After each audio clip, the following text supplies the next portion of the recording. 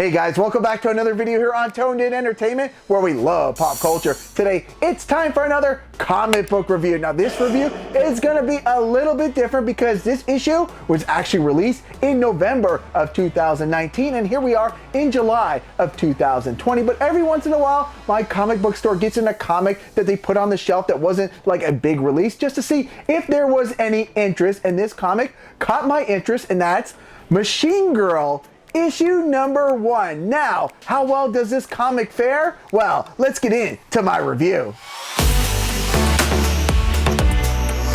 The story of Machine Girl takes us to the distant planet of Copernicus 7. How far it is, it's not known, at least not yet.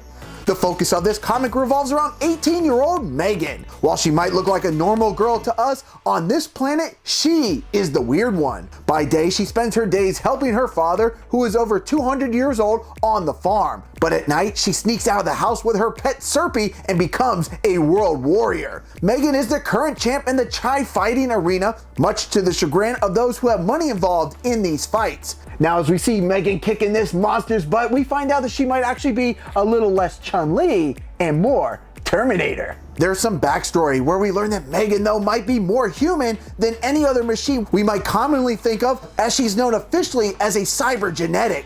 Megan requires sleep to recharge, she can sweat while exercising, and could even give birth, just to name a few things. We also learn that Megan has a pretty close relationship with the inventor. When 112 years ago, Dr. Pickett, who invented the Cybergenics, is also who she calls her father. And while he tries to run a somewhat normal household, Megan is at the age where she will do what she pleases. Now, during a trip down to the capital town of Teresa City, we find out that Megan could hold some very significant importance as a group of goons stalks the young warrior, with one of them saying, "So, is she the one?" And then what looks like the leader saying, "Looks like it, but we will need a DNA sample to know for sure."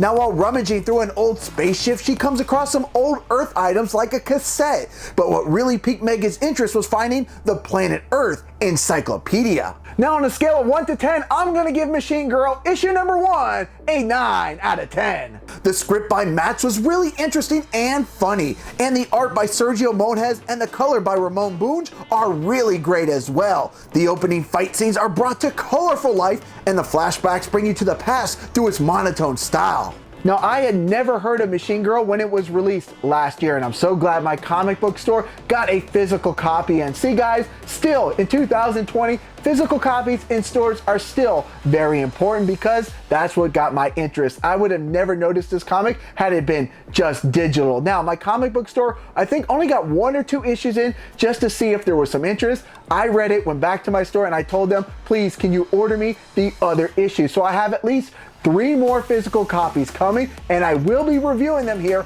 on the channel. Alright guys, if you like comic book reviews like this, make sure you subscribe here to Toned In Entertainment. Plus, if you're digging Machine Girl, I will be covering those 3 issues, so you're gonna want to subscribe for that anyways. Alright guys, I'll see you guys on the next video. Subscribe to the channel. Do it. Go now. Do it now.